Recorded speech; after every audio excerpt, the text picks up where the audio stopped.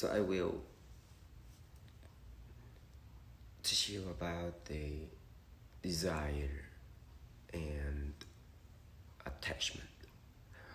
I think recently you have been questioning about desire and attachment.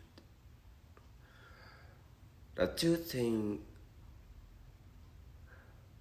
they are similar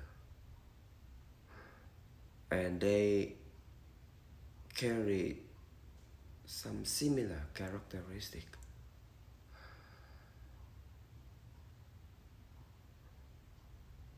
In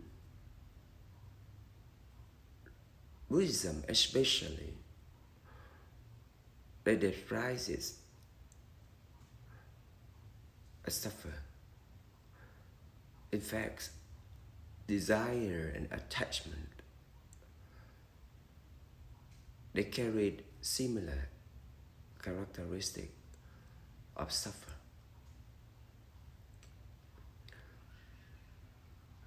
Anyone chasing things, attached to something, someone, they will end up suffer. They are conditioned. You won't desire for things that you don't know. And you don't attack to someone, something that you don't have. That similar, so different. It's conditioned. Both of them, they are conditioned. They are conditioned, so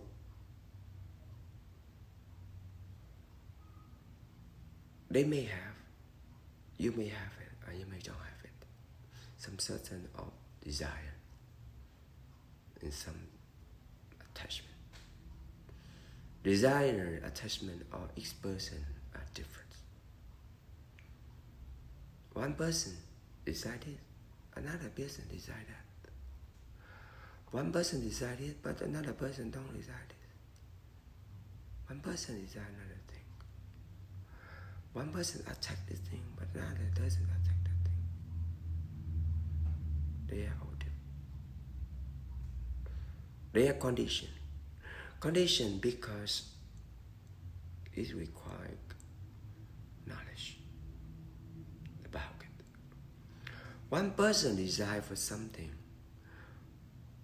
because he sees something, he hears something, it inspires something, and it's some perception. It's affected by society, perception, culture.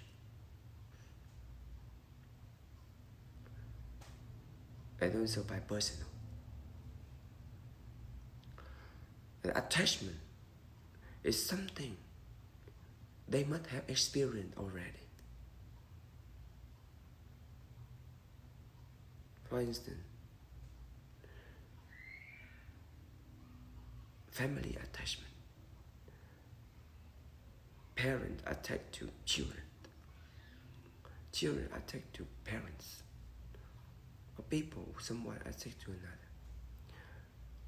In some form of obsession. Often people talk about love. Or someone attacks something because they possess something. And they don't want to lose it.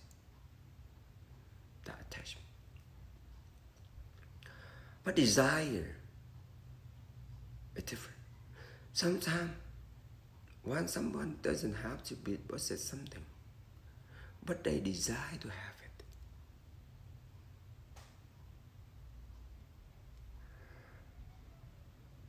it. They desire to have it because they see something, or they are told something about their life, the environment. Also because the need, the want. So it creates the desire.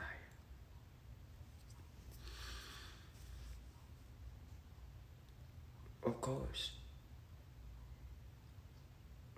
if someone desires something and is not satisfied, and they will chase for it, and it's called the suffer. The suffer because the chasing. People chasing for something because they desire something. They desire for money, for family, for career, for perfection in their life, for satisfaction, for happiness. They desire for everything. And sometimes, because they have it and they don't have it, they desire for more. For instance, happiness. People always desire for happiness. Right? So they just keep chasing it. But their happiness in the term and limit. The happiness they desire for is not happiness. It's the misconception of happiness.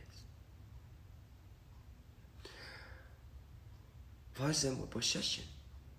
People think they possess as much as possible. That's the happiness. But actually it's not. So that's why because the misperception, just like the attachment. People, they possess something and they don't want to lose it. Or sometimes they lose it and they want more, they desire more. Just like desire. They have something, two things very closely.